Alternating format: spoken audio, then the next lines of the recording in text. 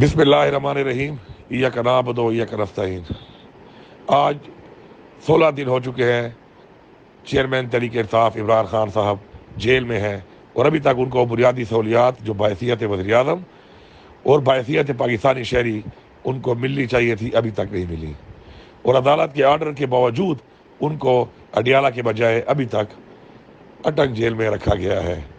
اور ان پہ بہت زیادہ کیسز ہیں اور مختلف کیسز میں مختلف وکلاء ہیں، لیکن ان کو وکلاء کو بھی ان سے ملنے کی اجازت نہیں دی جا رہی۔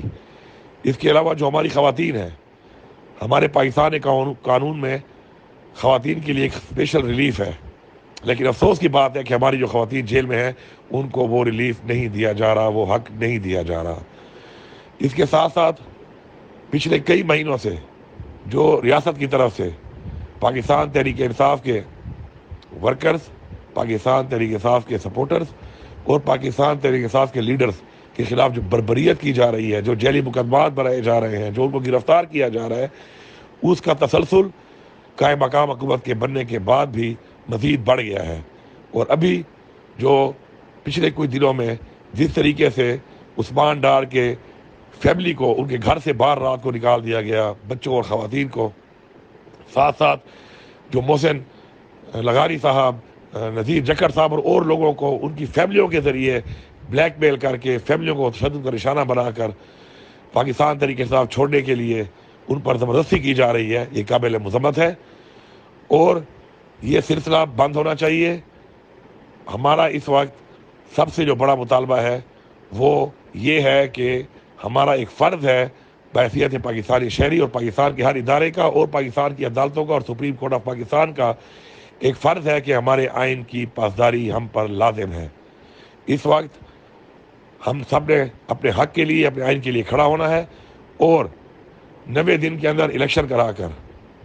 اپنی آئینی ذمہ داری پوری کرنی ہے۔ اس کے ساتھ ساتھ ہم سب کو اپنے جو ملک کو چیلنج ہیں اس وقت،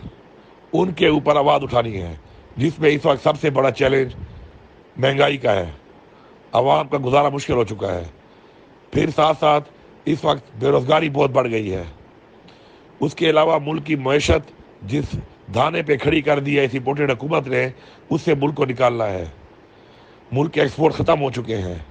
آج ملک کے اندر لا قانونیت ہے، اور خیبر پختونخوا میں اسپیشلی جو دہشت گردی پھیل رہی ہے، ان سب چیلنج سے نمٹنے کے لیے ہم سب نے اپنا کردار ادا کرنا ہے۔ میری پاکستان کے اداروں سے، پاکستان کی عدلیہ سے اور پاکستان کی عوام سے گزارش ہے کہ ہم اپنے آئین کی پاسداری کے لیے، اپنے بنیادی حقوق کے لیے، اور اپنے ملک کو جو سامنا ہے چیلنجز کا، ان کے لیے متحد ہو کر کام کریں،